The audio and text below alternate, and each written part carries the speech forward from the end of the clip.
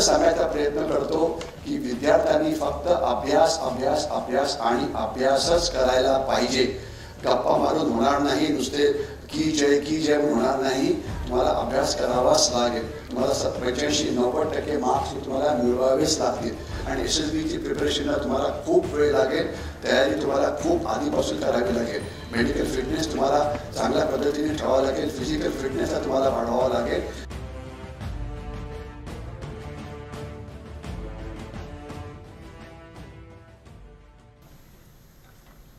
जय हिंद. पण मला सर्वात पहिले असं सांगायचं आहे की आपण त्याला सैन्य म्हणतो. सैन्याचा अर्थ आहे आर्मी, नेव्ही, एअरफोर्स आणि त्याच्यात चौथं सैन्य तर जे झालेलं ते म्हणजे इंडियन कोस्ट गार्ड किंवा भारतीय तटरक्षक दल. तर हे झालं इंडियन आर्म फोर्सेस. पण माझं हे लेक्चर केवळ त्याच्यापुरतं मर्यादित नाहीये. याच्याशिवाय आपल्याकडे अजून एक दल आहे, त्याला म्हटलं जातं CAPF म्हणजे सेंट्रल आर्म पोलीस फोर्सेस. त्याच्यामध्ये बॉर्डर सिक्युरिटी फोर्स आहे, CRPF आहे, सीमा सुरक्षा बल आहे, ITBP आहे, SSB आहे वगैरे वगैरे.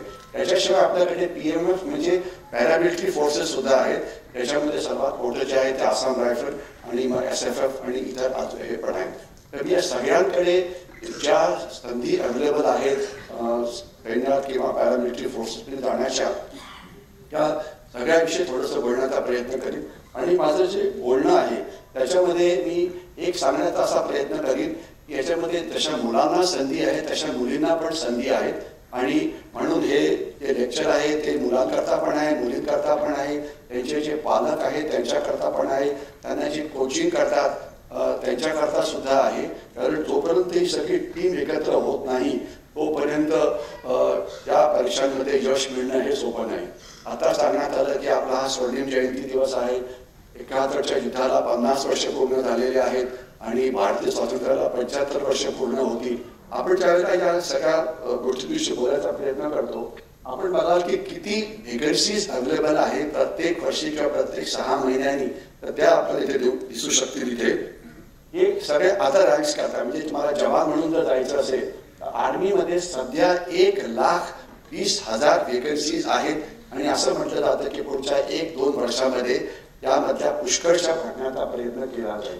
आणि याच्यामध्ये टूर ऑफ ड्युटी नावाचा एक नवीन प्रकार येतो आहे. त्याच्याविषयी जर वेळ मिळाला तर आपण नंतर बोलू. परंतु या व्हेकन्सीज पुढच्या 2 वर्षामध्ये भरल्या जातील. सेंट्रल आर्म पोलीस फोर्सेस आहेत, त्याच्यामध्ये प्रत्येक 6 महिन्याला 15 ते 20,000 जवानांची भरती होते. परंतु त्याचं काही असं पोस्टर नाही आहे. जसं आर्मीची इंडियन परीक्षा जी असते ते ठरलेली असते की जून आणि डिसेंबरला नवीन कोर्स सुरू होणार. तसं यांचं नाही. हे मनात आलं त्यावेळेला व्हेकन्सीज जाहीर करतात. परंतु याच्याकरता ते जे लोक सगळ्यांना माहिती पाहिजे की एक मोठं वर्तमानपत्र आहे, त्याचं नाव आहे रोजगार समाचार किंवा एम्प्लॉयमेंट न्यूज. याच्यामध्ये ज्या वेळेला भरती होते, ज्या वेळेला परीक्षा होतात आणि अनेक परीक्षा आर्मी सोडून या अचानक होतात. हे मला तुम्हाला रिपीट करावं असं वाटतं. फक्त आर्मीचं सगळं स्टँडर्ड आहे गेले 20 वर्षापासून की परीक्षा केव्हा होईल, इंटरव्ह्यू केव्हा होईल. परंतु हे जे CAPF किंवा बाकीचे PMF वगैरे आहेत त्यांच्या डेटच्या पुष्कळ मागे पुढे होत राहतात. तर एम्प्लॉयमेंट न्यूजवरती तुमचा जोर असायला पाहिजे. त्याच्यामध्ये या गोष्टी येतात. आणि ते नसेल तर अर्थात मग सर्वज्ञानी जो गुरु आहे त्याचं नाव गुगल आहे. गुगलमध्ये घातले की लेटेस्ट व्हेकन्सी कुठल्या याच्यामध्ये आहे ते गुगल सुद्धा मला सांगतो. परंतु प्रचंड व्हेकन्सी अवेलेबल आहे. पॅरामिलिटरी फोर्सेसमध्ये सुद्धा 10-15 हजार व्हेकन्सीज प्रत्येक वर्षी अवेलेबल असतात. आणि आपण ज्यावेळेला ऑफिसर्सकडे बघतो तिथे दिसेल की NDA मध्ये व्हेकन्सीचं जी बॅच आहे 350 to 400 आणि या दर 6 महिन्याला असतात.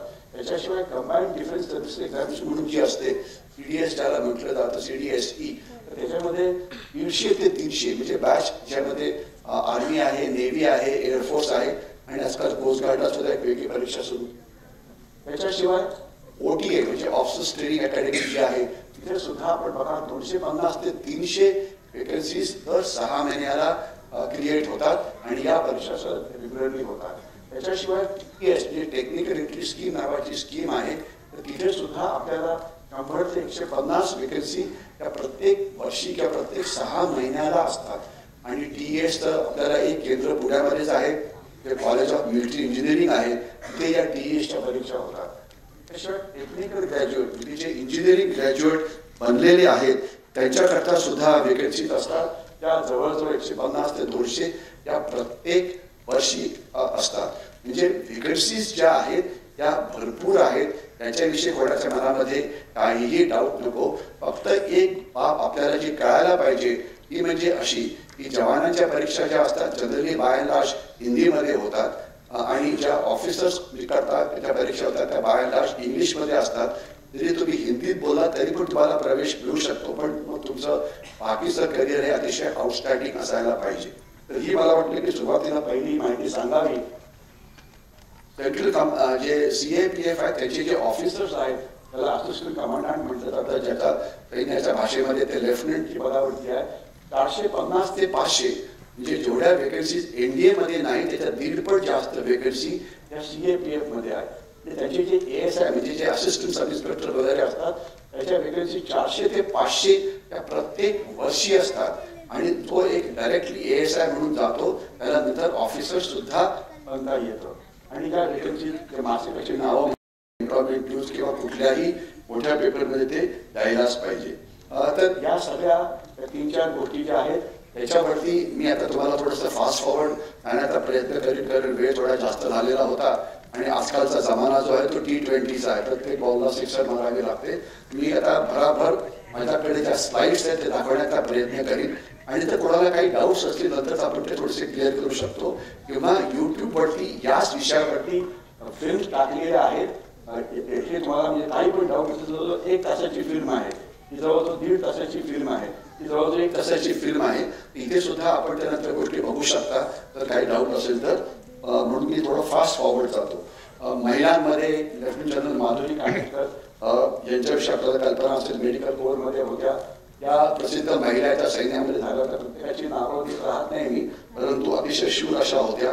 आणि आता आपल्याला कल्पना असेलच की आपल्याला आता नॅशनल डिफेन्स अकॅडमी खडकवासल्याला सुद्धा या जूनमध्ये 19 मुलींना प्रवेश मिळणार आहे.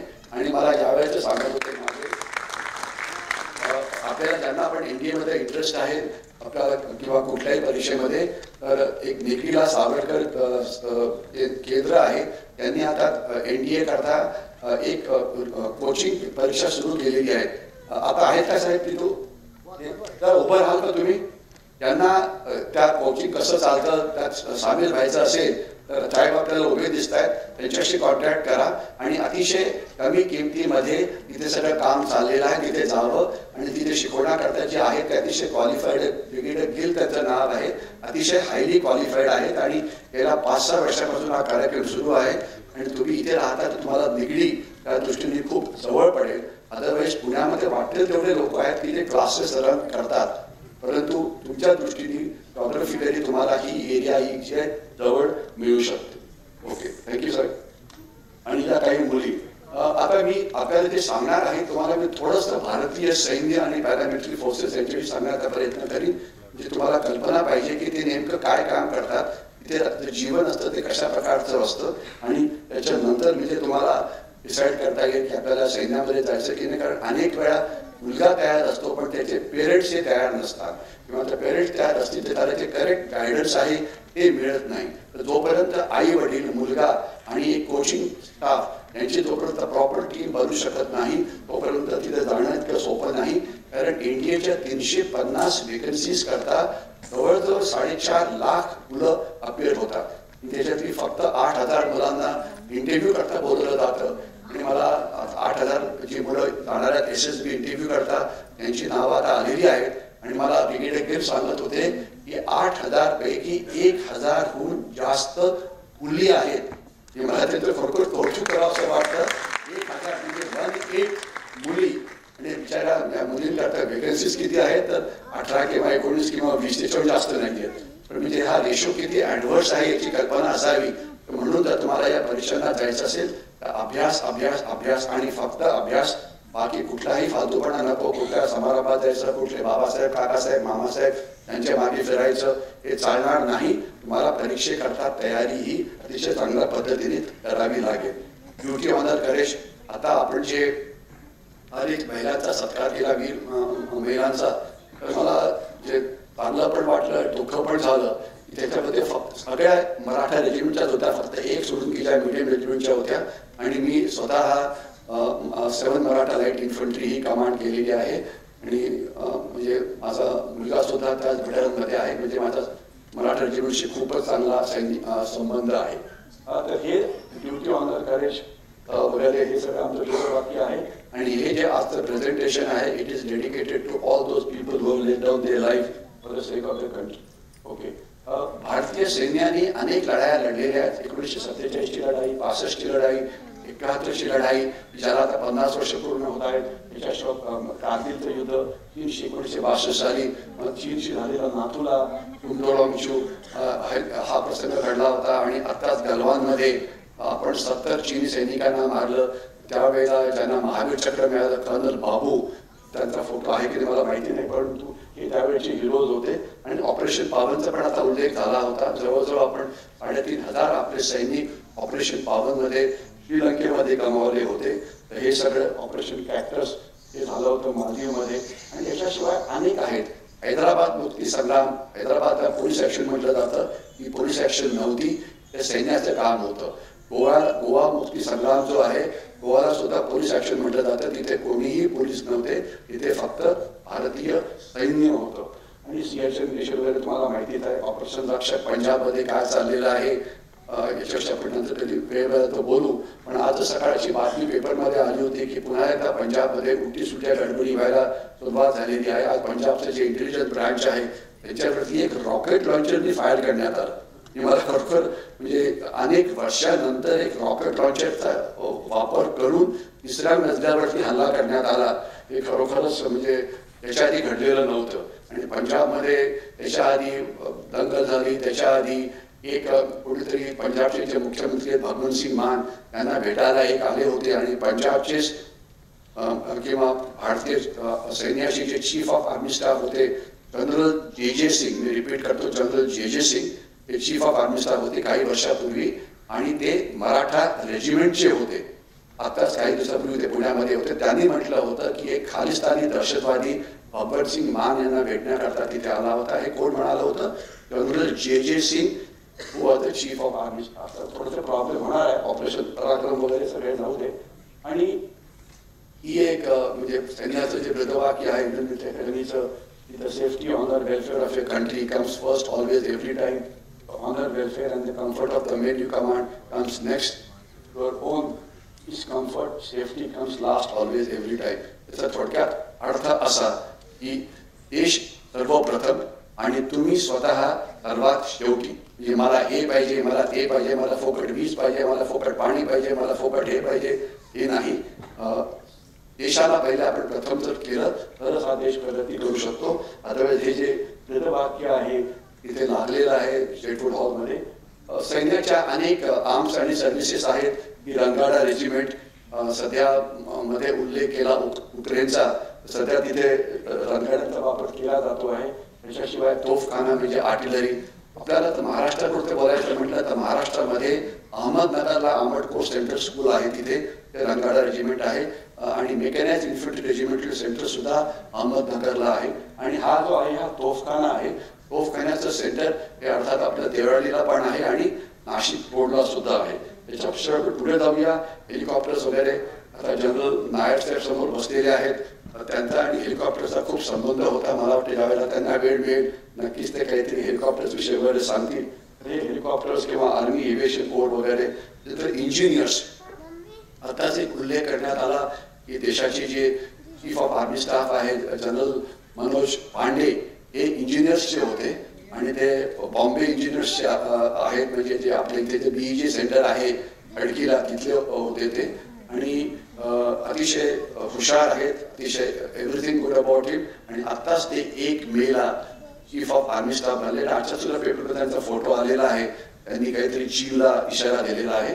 आणि मला खात्री आहे की त्यांच्या नेतृत्वाखाली भारतीय सैन्य हे नक्कीच चांगलं काम करेल. आणि ते नागपूरचे आहेत. आणि त्याच्या आधीचे जे चीफ ऑफ आर्मी स्टाफ होते जनरल मनोज नरवणे ते पण मनोजच होते. आणि सध्या जे DGMO आहे ते सुद्धा मनोजच आहेत. म्हणजे एक अतिशय योगायोग आहे. आणि असं शक्यता आहे की जनरल मनोज नरवणे देशाचे दुसरे चीफ ऑफ डिफेन्स स्टाफ बनतील अशी एक आशा आहे. बघूया काय होत आहे. तर हे इंजिनियर्स त्यांचं काम असतं पूल बांधणं किंवा रस्ते बांधणं. मंत्री त्याच्यामध्ये मी होतो, मंत्री सैनिक. आणि जोपर्यंत आपण भारतीय सैन्याचं काम बघतो तर सध्या 3-4 मोठे जे प्रॉब्लेम्स आहेत भारतीय सैन्याला याला तोंड द्यावं लागतं. काश्मीर आहे, ईशान्य भारत आहे, याच्याशिवाय दहशतवाद वगैरे.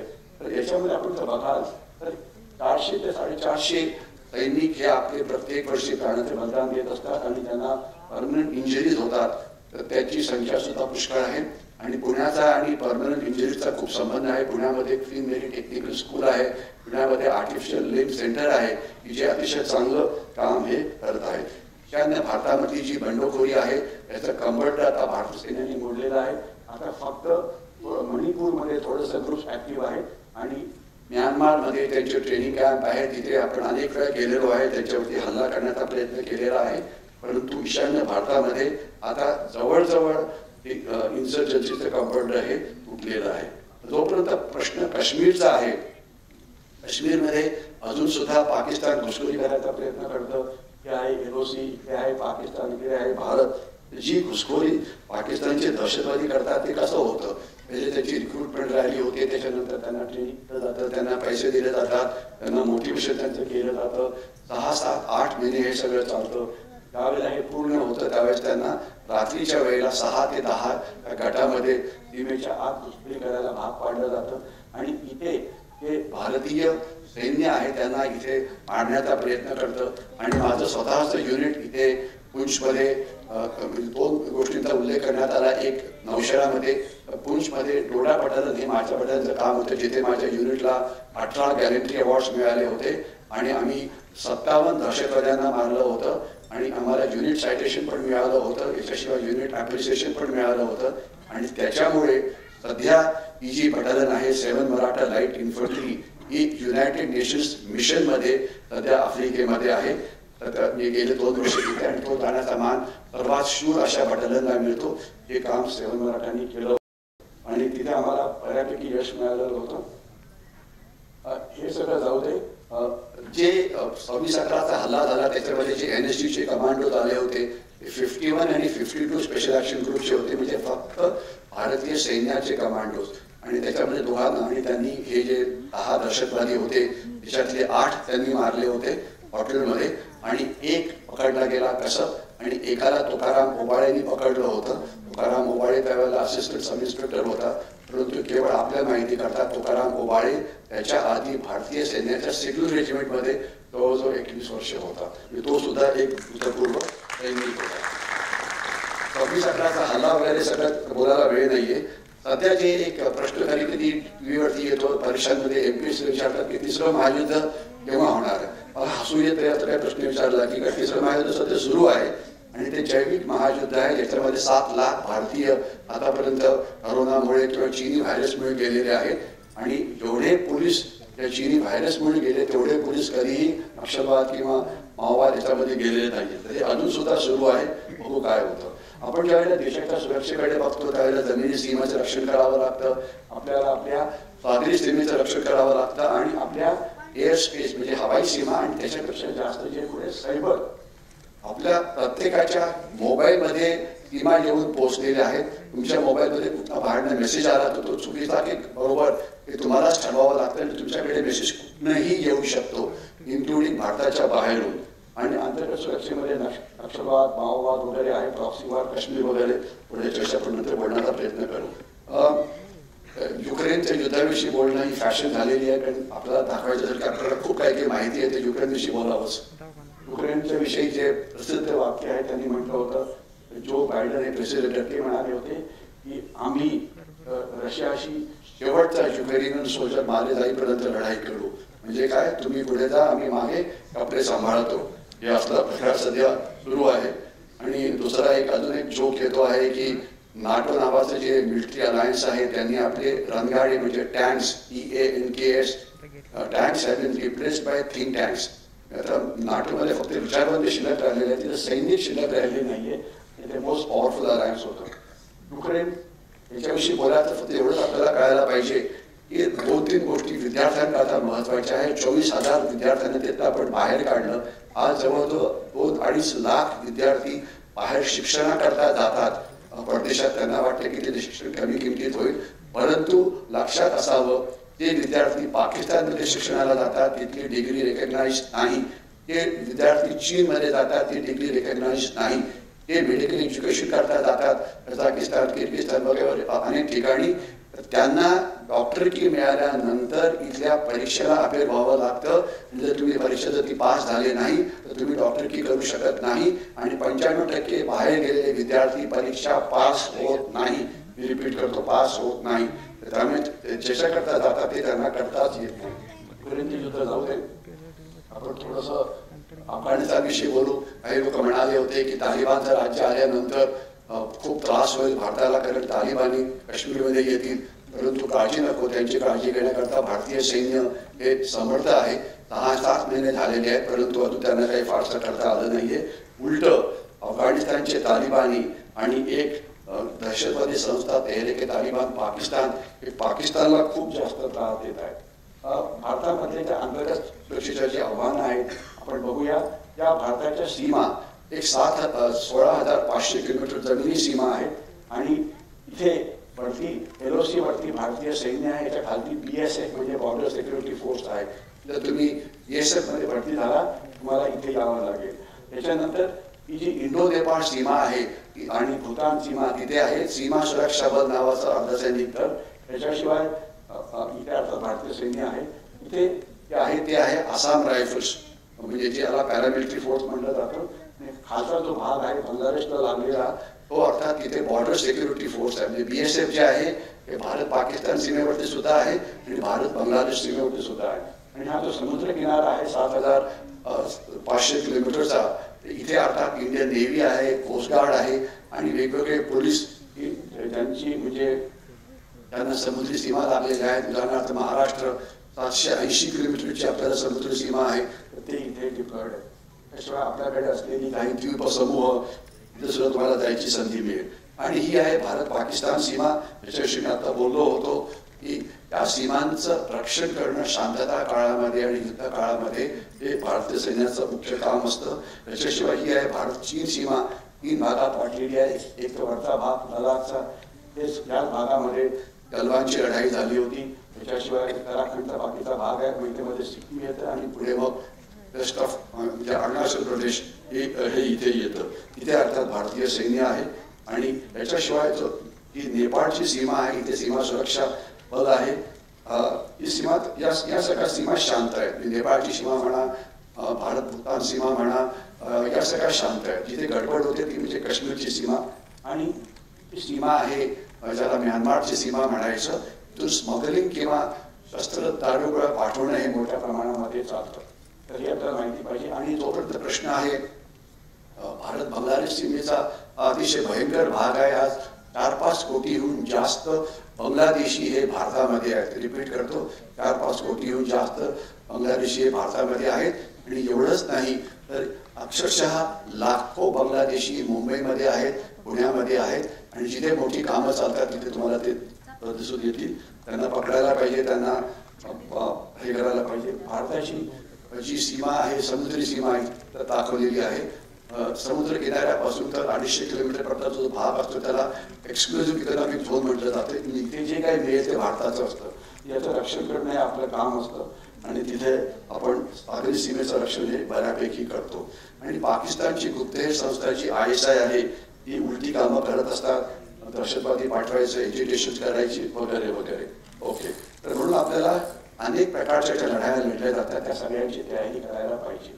तर जोपर्यंत महाराष्ट्राचा संबंध आहे, आज महाराष्ट्रामध्ये जवळजवळ म्हणजे सर्व्हिंग सोल्जर्स आहेत 65,000 ते 60,000 ते 75,000 ही संख्या दाखवली जाते. रिटायर्डांची संख्या ही 2-2.5 लाखाच्या आसपास आहे. विडोज म्हणजे भगिनी ज्याचे पती गेले आहेत त्याजवळ 35,000 जास्त आहे. आणि मराठा लाईट इन्फंट्री आज जे महाराष्ट्राचे जे एक्स-सर्व्हिसमॅन आहे जवळजवळ 50 ते 60% जे जवान किंवा हे आहेत ते मराठा रेजिमेंटचे आहेत. त्याच्यानंतर पेशवा आर्टिलरी, आर्मर्ड कोर आणि इतर सिग्नल साहेब वगैरे EME आहे त्यांचे पण आहेत. परंतु 60% हे जवळपास मराठा रेजिमेंट आहेत. आणि याच्यामध्ये म्हणजे दरवर्षी 5 ते 6,000 रिटायर होतात आणि तेवढेच भरती पण होतात. रिक्रुटमेंट जी महाराष्ट्रापुरती आहे 5-6 हजार प्रत्येक वर्षी असते. आणि वर्षात 3-4 वेळा तरी हे होत जातं. आणि आज गॅलेंट्री अवॉर्ड जे आपल्याला मिळाले आहेत तिथे दाखवलेलं आहे महाराष्ट्राकरता. महाराष्ट्राला मिळालेले गॅलेंट्री अवॉर्ड्स, मी जिथे राहतो पुण्यामध्ये त्या जागेचं नाव आहे साळुंके विहार.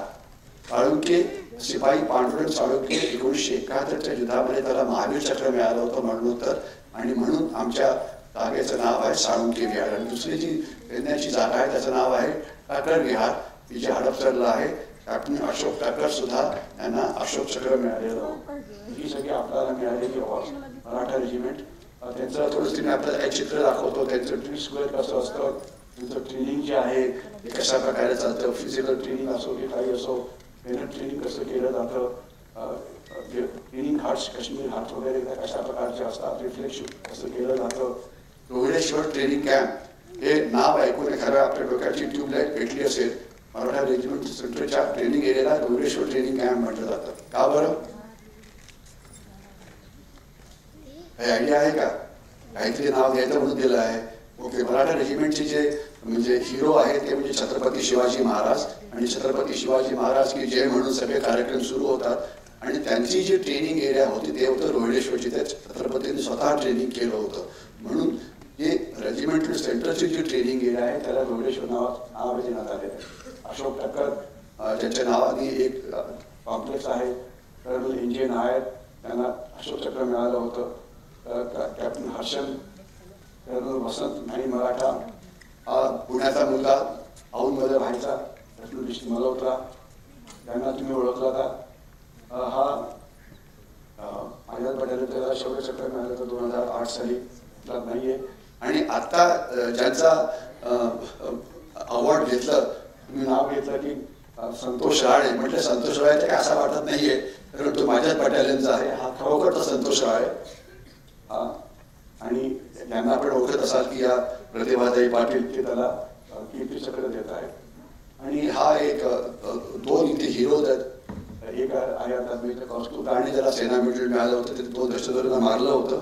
आणि त्याची वीर पत्नी कनिका ही नंतर 2-3 वर्षानंतर सैन्यामध्ये सामील झाली. आणि आता ती मला वाटतं यावर्षी ती पासआउट म्हणून अधिकारी बनणार आहे.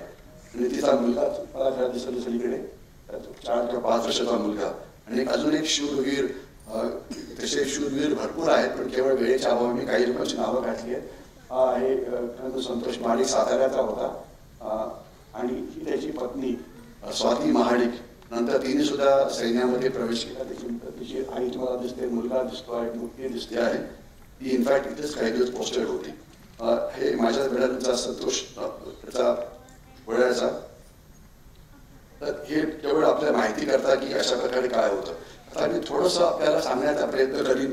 या ज्या परीक्षा वगैरे आहेत त्या कशा प्रकारच्या असतात. आपण ज्यावेळेला इंडियन आर्मी म्हणतो तर इंडियन आर्मी याचा अर्थ आर्मी, नेव्ही, एअरफोर्स असं सगळं पकडायला पाहिजे. कारण नाव आर्मीचं घेतलं जातं कारण आर्मीची जी संख्या आहे ही खूप जास्त आहे. 12.5 लाख ते 13 लाख ही आपली संस्था, ही आपली संख्या आहे. आणि नेव्हीची 60,000च्या आसपास आहे संख्या.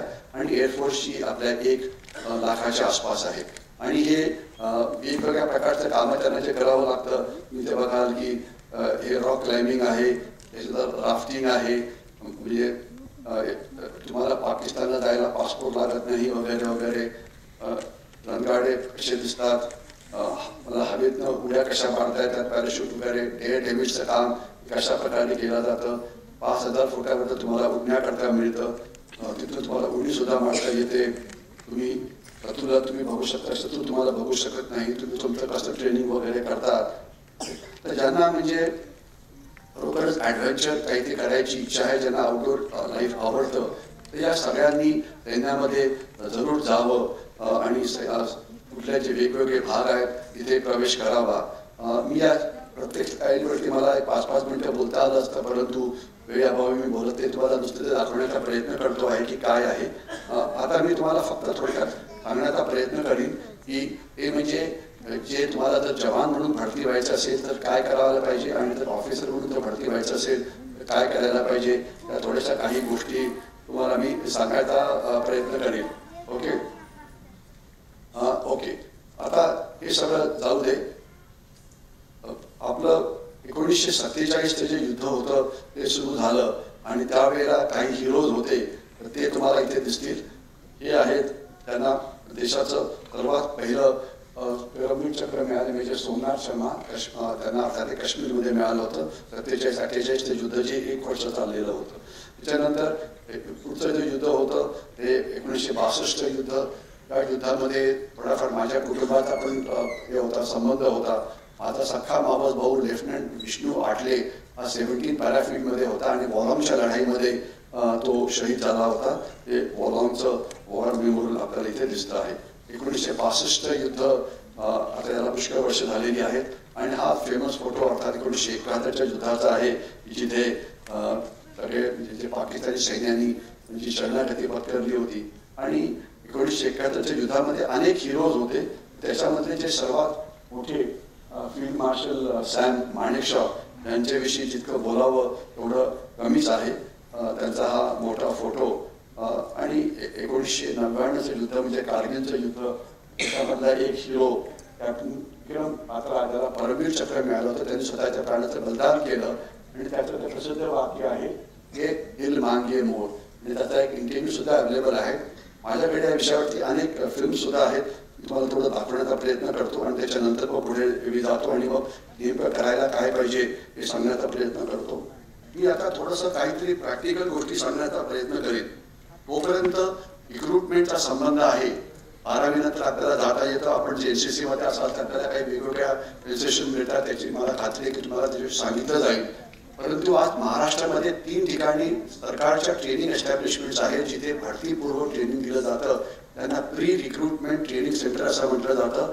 एक आहे साताऱ्याला, दुसरं आहे कोल्हापूरला आणि तिसरं आहे बुलढाण्याला. आणि हे सरकारी इन्स्टिट्यूशन्स आहेत, अतिशय वेल रन इन्स्टिट्यूशन्स आहेत. त्याचा वापर जरूर करा. त्याला भरतीपूर्व ट्रेनिंग करायचं आहे. कारण भरतीला जायचं म्हटलं तर तिथे तुम्हाला पहिले एक रिटन परीक्षा असते, मेडिकल असते, त्याच्याशिवाय फिजिकल टेस्ट केल्या जातात आणि नंतर मग तुम्ही आत येऊ शकता. आणि भरती करता फार मोठ्या संख्येमध्ये मुलं तिथे येतात. म्हणून तुमचं जर स्टँडर्ड चांगलं नसेल तर तुम्हाला आत याची शक्यता ही फार कमी असते. दुसरं, याच्याशिवाय अनेक प्रायव्हेट इन्स्टिट्यूशन सुद्धा आहेत की ज्या ट्रेनिंग देतात, परंतु त्यांचं मी नाव एवढं रेकमेंड करणार नाही. जे सरकारी आहे PRTC त्याची मदत आपण जरूर घ्यावी. आणि काही चांगल्या संस्था जसं आता आपण सावरकर डिग्री यांचं नाव घेतलं होतं तसं काही असेल तर त्याचा जरूर तुम्ही वापर करा. तुम्हाला नक्कीच तिथे चांगलं कोचिंग हे नक्कीच मिळेल. त्याच्याशिवाय महाराष्ट्रामध्ये आज प्रत्येक जिल्ह्यामध्ये एक सैनिक स्कूल आहे आणि त्या प्रत्येक जिल्ह्यात एक सैनिक स्कूल आहे. आणि जी सैनिक स्कूल ज्याचं काम सर्वात चांगलं आहे ते म्हणजे सर्वात जुनी सैनिक स्कूल सातारा सैनिक स्कूल सातारा. तिथून त्यांनी अनेक उच्च अधिकारी सैन्यातनं तिथनं आलेले आहेत, इन्क्लुडिंग जे आपल्या एअरफोर्सचे मुख्य होते एअर मार्शल नाईक, हे सैनिक स्कूल साताऱ्याचे होते. त्याच्याशिवाय पुढे एक औरंगाबादला सुद्धा एक संस्था आहे, त्याचं नाव आहे सर्व्हिसेस प्रिपरेटरी इन्स्टिट्यूट. तिथे NDA करता खास ट्रेनिंग दिलं जातं, 11वी करता आणि 12वी करता. आणि त्यांचं ट्रेनिंग हे अतिशय चांगलं आहे. तोपर्यंत प्रश्न येतो या भरतीचा. त्याच्याकरता जी रिटन परीक्षा असते, रिटन परीक्षेकरता पुस्तकंही अनेक अवेलेबल आहेत. आपल्या आत गेला अप्पा चौकात त्याची पुस्तकं आपल्याला तिथे मिळतील. 200-250 ती पुस्तकं तिथे अवेलेबल असतात, ती जरूर घ्यावी. परीक्षेची जरूर प्रॅक्टिस करावी. आणि तोपर्यंत फिजिकल फिटनेसचा संबंध आहे. फिजिकल फिटनेसच्या स्टँडर्ड्स जी आहेत ती तिथे दिलेली आहेत, ती आपली चांगली असायला पाहिजे. मध्ये एक व्हिडिओ व्हायरल झाला होता की दिल्लीमधला एक डिलिव्हरी करणारा मुलगा रात्री 10 वाजता दिल्लीमध्ये पळायची प्रॅक्टिस करत होता. त्याला विचारलं का बरं? म्हणजे मला सैन्यामध्ये भरती व्हायचं आहे आणि दिवसभर मी डिलिव्हरीचं काम करतो, मला वेळ नसतो, मला फक्त 10 नंतर वेळ मिळतो, म्हणून मी ती प्रॅक्टिस करतोय. त्याचा व्हिडिओ खूप व्हायरल झाला होता. म्हणजे तुमची कमिटमेंट जी आहे ती खूप चांगली असायला पाहिजे. आणि याची परीक्षा पास होण्याकरता तुम्हाला इतर गोष्टींची गरज नसते. इथे फक्त मेरिटोक्रेसी असते. इथे मेरिट, तुम्हाला परीक्षेत किती मार्क्स मिळतील, तुम्ही परीक्षा कशा पास व्हाल, इथे कुठल्याही प्रकारचं रिझर्वेशन हे नाही. हे आपल्याला क्लिअर पाहिजे. तर फिजिकल फिटनेसच्या टेस्ट तुम्ही पास व्हायला पाहिजे. आणि ज्यांना भरतीला जायचं असेल त्यांनी आपली स्वतःची मेडिकल एक्झाम सुद्धा करून घ्यावी. कारण जे स्टँडर्ड मेडिकल एक्झामचं असतं सैन्यामध्ये ते अतिशय उच्च आहे. आणि असं फक्त बघितलं जातं की SSB म्हणजे services selection board interview pass झाल्यानंतर सुद्धा 30% मुलं ही मेडिकल एक्झाममध्ये फेल होतात. म्हणून आपण स्वतःच करून घ्यावं मेडिकल एक्झाम प्रॉपरली आणि खास तर पुण्यासारख्या शहरामध्ये आर्मी मेडिकल कोर्सचे जे डॉक्टर्स आहेत रिटायर्ड पुष्कळ अवेलेबल आहेत. मी सावरकर मंडळात सुद्धा म्हटलं होतं की या मुलांचं मेडिकल जरूर करून घ्या, तरी मुलं अभ्यास करतील आणि नंतर तुम्हाला कळेल की ही मुलं फिजिकली ही म्हणजे किंवा मेडिकली ही फिट नाहीत. कारण मेडिकल एक्झाममध्ये medical specialist, surgeon, ENT specialist, I specialist, मुली असतात तर गायनेकॉलॉजिस्ट वगैरे असे सगळेजण चेक करतात आणि एक अतिशय मोठा फॉर्म असतो. तर ही परीक्षा करता तुम्ही मेडिकली फिट आहात हे बघायला पाहिजे. कारण अनेक वेळा असं होतं काही काही मुलं दिसतं की ती मेडिकली अनफिट असतात आणि हे जो अनफिटपणा जो असतो दोन प्रकारचा असतो. एक तो टेम्पररी म्हणजे तात्पुरता की जो ट्रीटमेंट देऊन तो ठीक होऊ शकतो की कानामध्ये मळ आहे वगैरे, परंतु जो म्हणजे जास्त परमनंट आहे म्हणजे हृदयाचे ठोके ठीक नसणं, हार्टबीट जास्त वेगाने वाढणं वगैरे वगैरे, त्याला जर तुम्हाला अशा प्रकारचा काही प्रॉब्लेम असेल तर बेस्ट असं आहे की तुम्ही या करिअरला येऊ नये. कारण तुम्ही मेडिकलमध्ये कधीही पास होणार नाही. स्वतःची मेडिकल एक्झाम करून घेणं हे अतिशय महत्त्वाचं असतं. रिटन परीक्षा ही जनरली ऑब्जेक्टिव्ह असते, त्याची तयारी जरूर करावी आणि याचे सगळ्याचे जुने क्वेश्चन पेपर्स हे अवेलेबल आहेत. याच्याशिवाय हे जे म्हणजे मी प्रत्येक मुलाला सांगतो की मुलांनी असं नुसतं म्हणून पुरेसं नाही की आम्ही MPSCला अपेअर होणार आहे किंवा UPSCला अपेअर होणार आहे. UPSCमध्ये पास होण्याचं प्रमाण हे अतिशय कमी असतं, MPSCमध्ये सुद्धा प्रमाण हे अतिशय कमी असतं. म्हणून प्रत्येक मुलांनी कमीत कमी 2 ते 3 करिअर्स आपल्यासमोर ठेवायला पाहिजे. तर तुम्ही आर्म फोर्सेसमध्ये जाण्याचा प्रयत्न करता आहात तर त्याच्याबरोबरच तुम्ही जे सेंट्रल आर्म पोलीस फोर्सेस आहेत, CRPF, BSF वगैरे, त्यांच्याकरता पण तयारी करावी. कारण त्यांचं स्टँडर्ड हे पुष्कळ कमी असल्यामुळे आणि त्याचे व्हेकन्सीज जास्त असल्यामुळे मला तिथे सिलेक्ट होण्याची शक्यता ही खूप जास्त असते. आणि एवढंच नाही तर म्हणजे आजकाल मी बघितलेलं आहे की आसाम रायफल नावाचं जे एक PMF आहे, पॅरामिलिटरी फोर्स आहे, त्याची भरती ही फक्त शिलाँगमध्ये होते. मी रिपीट करतो, त्याची भरती महाराष्ट्रात होत नाही, ही फक्त शिलाँगमध्ये होते. तर तुम्हाला म्हणून हे सगळं माहिती पाहिजे की अशा भरती कुठे होतात आणि ही सगळी माहिती एम्प्लॉयमेंट न्यूज किंवा रोजगार समाचार योजना याच्यामध्ये येत असते. तर सगळ्या ज्यांना गायडन्स करायचं आहे त्यांनी ते जरूर ते वाचत राहावं. आणि ज्या वेळेला परीक्षेचा काळ येतो 6 आठवडे 7 आठवडे आधी ही ॲडव्हर्टिजमेंट तिथे येते आणि अर्थात ती वेगवेगळ्या वर्तमानपत्रामध्ये सुद्धा येते. त्याच्या पुढे मी जे जातो ते म्हणजे ज्याला म्हणायचं की ऑफिसर्स ट्रेनिंग नावाचा जो प्रकार आहे नॅशनल डिफेन्स अकॅडमी, तिथे कसं म्हणजे तिथे जे ट्रेनिंग असतं ते कशा प्रकारचं असतं. तर त्याच्यामध्ये NDA करता तुम्ही 12वी पास झाल्यानंतर जाऊ शकता. तिथे वर्षात 2 वेळा परीक्षा होतात आणि आर्मीची कुठलीही परीक्षा, आर्मी म्हणजे आर्म फोर्सेसची, या 3 गोष्टी कॉमन असतात. एक तर सगळीकडे रिटन परीक्षा असते, फक्त ती TES एंट्री स्कीम आहे ती सोडून आणि टेक्निकल एंट्री स्कीम आहे ती सोडून. रिटन परीक्षा पास होण्याकरता आजकाल पुष्कळ पुस्तकंही अवेलेबल आहेत. त्याचं नाव आहे की master guide to Indian written examination किंवा master guide to OTA examination किंवा master guide to CDS examination, master guide to AFCAT वगैरे. ही पुस्तकं जरूर घ्यावी. या पुस्तकामध्ये नेमकं असतं काय, या पुस्तकामध्ये एक तर त्या परीक्षेचं सिलेबस दिलेलं असतं. नेमका की 12वीत तुम्हाला चांगले मार्क्स मिळाले याचा अर्थ तुम्ही NDAची परीक्षा पास व्हाल असं नाही. कारण NDAचं जे सिलेबस आहे हे थोडं 12वीपेक्षा वेगळं आहे. त्याचा संबंध जास्त हा CBSE सिलेबसशी आहे. तुम्ही SSC मधून पास झाला असाल किंवा ICSE मधून पास झाला असाल तर तुम्हाला थोडा नक्कीच त्रास पडेल, कारण सिलेबस ते पुष्कळसं वेगळं असेल. आणि दुर्दैवाने ते फक्त 12वीचंच प्रश्न विचारतात असं नाही, तिथे 10वी आणि 11वीचे सुद्धा प्रश्न हे विचारले जातात. थोडक्यात त्याचा अर्थ असा होतो की NDA कुठलीही रिटन परीक्षेची तुम्हाला जर तयारी करायची असेल तर ती 2 वर्ष आधी 1.5 वर्ष आधी तुम्ही करायला पाहिजे. आम्ही असं रेकमेंड करतो की त्यावेळेला 10वी आणि 11वीची परीक्षा, 10वीची परीक्षा संपते त्याच्या मध्ये जो ब्रेक होतो, उन्हाळ्याची सुट्टी लागते, त्यावेळेला NDAची तयारी करावी किंवा कुठल्याही परीक्षेची तयारी करावी. त्यावेळेस तुम्हाला त्याकरता तयारी करायला वेळ मिळतो. पण 10वीमध्ये किंवा 12वीमध्ये त्यावेळेला तुमच्या स्वतःच्या परीक्षा असतात, त्यावेळेला अजून एका कुठल्या तरी परीक्षेकरता तयारी करणं हे सोपं नसतं. कारण इंडियन पास होण्याची संख्या कमी असेल आणि ते होणार नाही ती संख्या जास्त असेल आणि त्यांना काहीतरी ऑल्टरनेट करिअर हे गरजेचं असतं. म्हणून परीक्षेची तयारी ही पुष्कळ आधी व्हायला पाहिजे. तर परीक्षा ती आता सध्या निगडीला सुरू आहे. बाय अँड लार्ज सगळ्यांचा पॅटर्न एकसारखाच आहे. त्याच्यामध्ये थोडं जनरल नॉलेज असतं, थोडं इंग्लिश असतं, थोडं सायन्स असतं, थोडं इतर जॉग्रफी सब्जेक्ट वगैरे असतात. सिलेबस परीक्षेचं माहिती असणं हे अतिशय महत्त्वाचं आहे. दुसरे तुम्हाला तिथे सॅम्पल क्वेश्चन पेपर्स मिळतात की जे सॅम्पल पेपर्स करेक्शन जुने क्वेश्चन पेपर्स ज्याच्यामध्ये मागच्या 10 वर्षामध्ये NTA किंवा कुठल्याही परीक्षेचे जे ॲक्च्युअल क्वेश्चन पेपर्स होते ते तिथे मिळतात. हे बघितलं की तुम्हाला कळतं की परीक्षेमध्ये नेमकं काय विचारलं जातं. आणि तिसरा याच्याशिवाय तुम्हाला 10-12 सॅम्पल क्वेश्चन पेपर्स मिळतात. म्हणून तुम्हाला त्या परीक्षेची तयारी करण्याकरता तुम्ही जेवढे जास्त पेपर सॉल्व्ह कराल तेवढं तुम्हाला चांगलं असतं की त्याचा फायदा तुम्हाला होतो. रिटन परीक्षा ही एक अभ्यास करणारी परीक्षा आहे. कुठलाही विद्यार्थी त्याला चांगले मार्क्स मिळवायचे असेल रिटनमध्ये आणि कसा अभ्यास करायला पाहिजे नेमकं तेच त्यांनी ते करायला पाहिजे. दुसरं आहे जर तुम्ही रिटन परीक्षा पास झाला 4-4.5 लाख मुलं बसतात 8,000 SSBला बोलवलं जातं. तर SSBमध्ये त्याला सर्व्हिसेस सिलेक्शन बोर्ड असं म्हटलं जातं. याच्यामध्ये 5 दिवसाच्या वेगवेगळ्या प्रकारच्या टेस्ट असतात. तर SSBचं तुम्हाला मी एक हे दाखवण्याचा प्रयत्न करतो की तो इंटरव्ह्यू अतिशय म्हणजे चॅलेंजिंग आहे, डिफिकल्ट आहे असं मी म्हणणार नाही.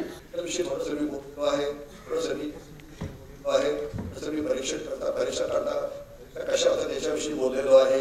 तर या सगळ्यांमध्ये मला वाटतं महत्त्वाचं असं आहे की 3-4 पॉईंट अतिशय महत्त्वाचे आहे की एक तर या सगळ्या परीक्षेची जी तयारी आहे ती आपल्याला 1, 2, 3 वर्ष आधी तरी ही करावी लागेल. वेळेवरती नुसतं अपडेट होऊन जमणार नाही आणि तयारी करत राहावं लागेल. आणि होतं काय की जो सिलेक्शन रेट असतो हा खूपच कमी असल्यामुळे जरी मुलं झाली तरी त्यांना तिथे सिलेक्ट व्हायची शक्यता ही कमी असते. म्हणून तुमच्याकडे जे ऑल्टरनेट करिअर्स असतात ही करिअर्स जास्त असायला पाहिजे. हा दुसरा महत्त्वाचा मुद्दा आहे. आणि तिसरं असं की या म्हणजे या परीक्षेमध्ये तुम्ही अभ्यास कराल. आत्ताच जे आपले इथे कमिशनर आले होते चिंचवडचे ते सांगत होते की ते सिलेक्ट झाले होते पण त्यांना जाता आलं नाही. अशा प्रकारचे ॲक्सिडेंट्स हे पुष्कळ होत राहतात. म्हणून तुमच्याकडे कमीत कमी 2 किंवा 3 असे ऑप्शन्स असायला पाहिजे वेगवेगळ्या परीक्षांचे. मग ते NDA करता असो, कारण NDA तुम्ही 12वी नंतर पास होता. मग तुम्ही जे CDS आहे ती तुम्ही ग्रॅज्युएशन नंतर तिथे जाऊ शकता. टेक्निकल ग्रॅज्युएट्स आहेत ते तुम्ही BTech किंवा MTech बदल्यानंतर तिथे जाऊ शकता वगैरे वगैरे. तर हे सगळं जे आहे हे वेगवेगळ्या प्रकारच्या संध्या तुम्हाला अवेलेबल आहेत आणि त्याचा तुम्ही जो पूर्ण वापर आहे तो करायला पाहिजे. याच्याशिवाय अनेक वेळा काही स्पोर्ट्समन वेकेन्सीज असतात.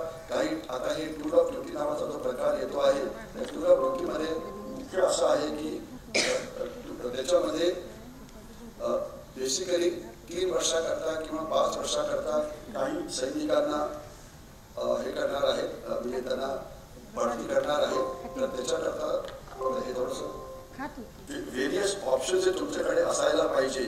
आणि आज अशा अनेक इन्स्टिट्यूशन्स आज पुण्यामध्ये सुद्धा इथे AIT म्हणून आहे, आर्मी इन्स्टिट्यूट ऑफ टेक्नॉलॉजी वगैरे. तर या सगळ्या ज्या वेगवेगळ्या प्रकारच्या एंट्रीज आहेत, NDA आहे, IMA आहे, OT आहे, याच्याविषयी तुम्हाला थोडीफार माहिती देण्याचा प्रयत्न केला. NDA मध्ये आता म्हटलं होतं खडकवासल्यामध्ये महाराष्ट्र जेवढा संकेत पाहिजे तेवढा संकेत नाही. थोडंफार तथ्य जरूर आहे.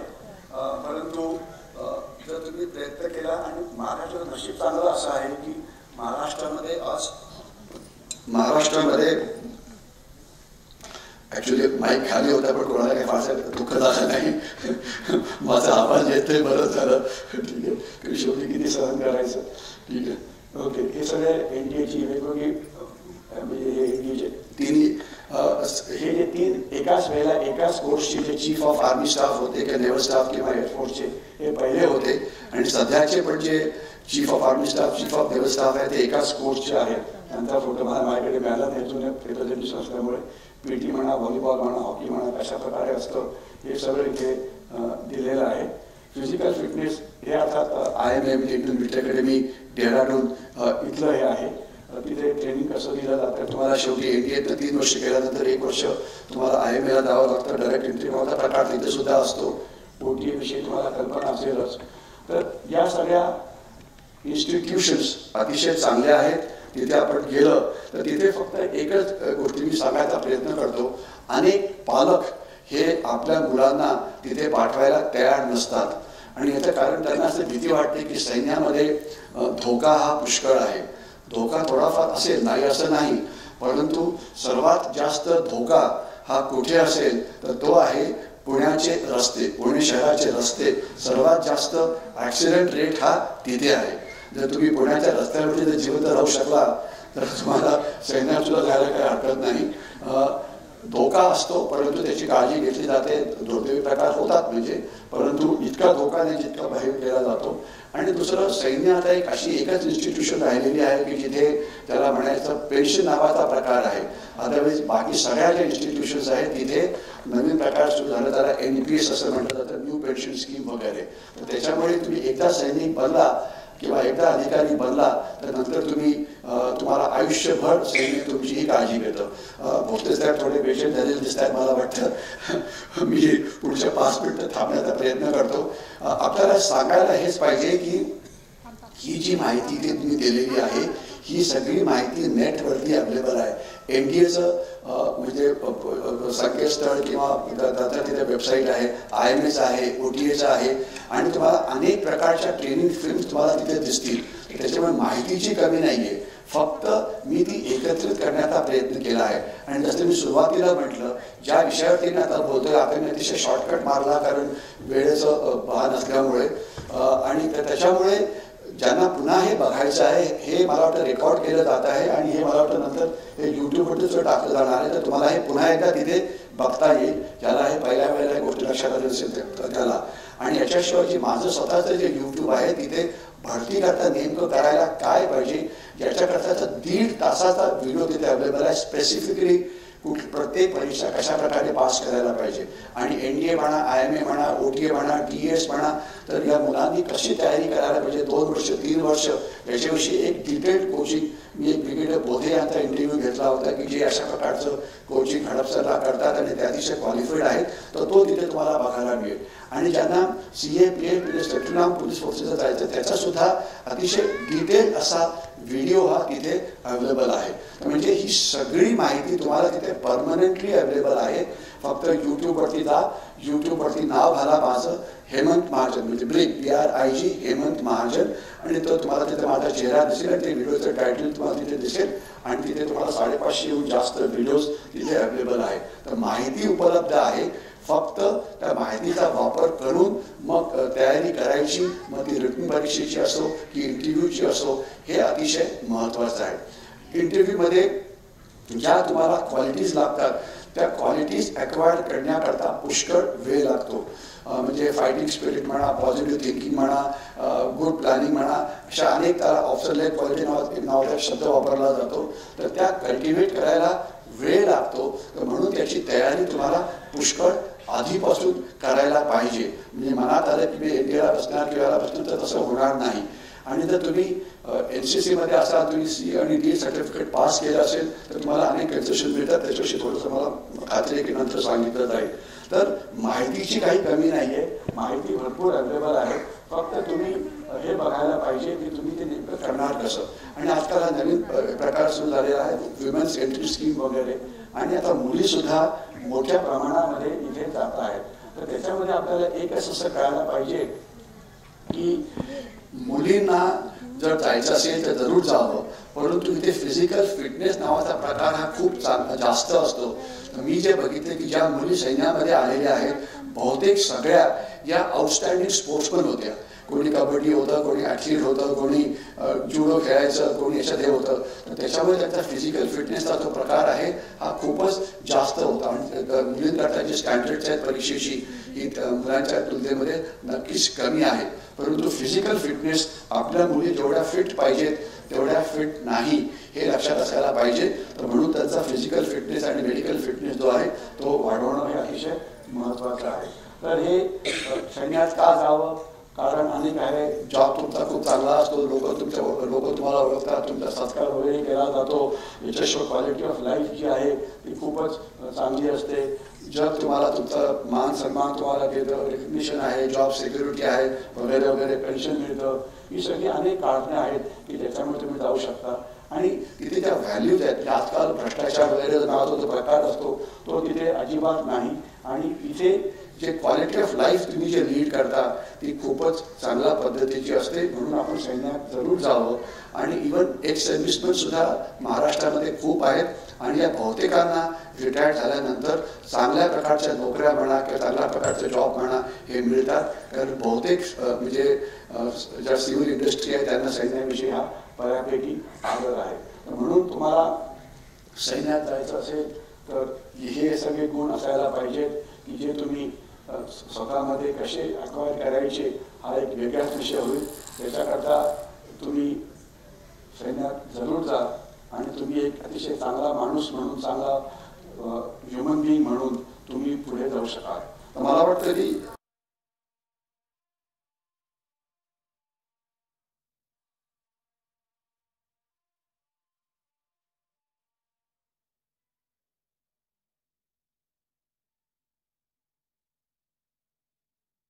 ओके, हे जे 3 व्हिडिओज होते त्याच्यामध्ये मी हे सगळं टाकायचा प्रयत्न केला होता.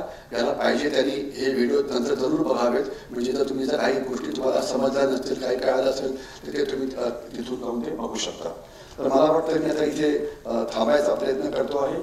आणि जर काही नंतर प्रश्न असतील तर आपण 1-2 प्रश्न नंतर घेऊ शकतो जर भोसले भाऊ मिळाले तर. पण त्याच्या आधी मला वाटतं खात्री आहे की अध्यक्षीय भाषण पहिले होईल. तर मी इथे थांबतो. एवढं सांगायचा प्रयत्न करतो की विद्यार्थ्यांनी फक्त अभ्यास अभ्यास अभ्यास आणि अभ्यासच करायला पाहिजे. गप्पा मारून होणार नाही, नुसते की जय होणार नाही. तुम्हाला अभ्यास करावाच लागेल. तुम्हाला 85-90% मार्क्स तुम्हाला मिळवावेच लागतील. आणि SSBची प्रिपरेशनला तुम्हाला खूप वेळ लागेल.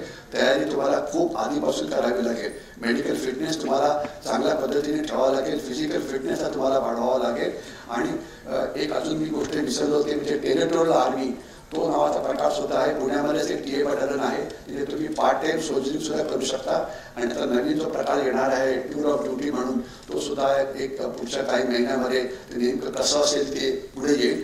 परंतु एवढं नक्की की येणाऱ्या काळामध्ये प्रचंड मोठ्या संख्येमध्ये सैन्यामध्ये भरती केली जाईल एक जवानांची म्हणून किंवा एक अधिकारी म्हणून. तर आपण सगळ्यांनी त्याचा फायदा घ्यावा. कारण सध्या एकच गोष्ट तुम्हाला मी सांगू इच्छितो तर याच्यामध्ये वेकन्सीज भरपूर आहेत. पण अलॉट मी त्याला काही पर्सेंटेज पुन्हा करता नाही. गरज पडली तर सगळी महाराष्ट्रातली मुलं तिथे जाऊ शकतात. तर तिथे जायला पाहिजे, त्याकरता तयारी करायला पाहिजे. हा मला वाटतं याचा सर्वात मोठा संदेश आहे. एक्झॅक्टली तयारी कशी करायची त्याकरता आपल्याला विविध प्रकारचं गायडन्स जे आहे ते मिळू शकेल.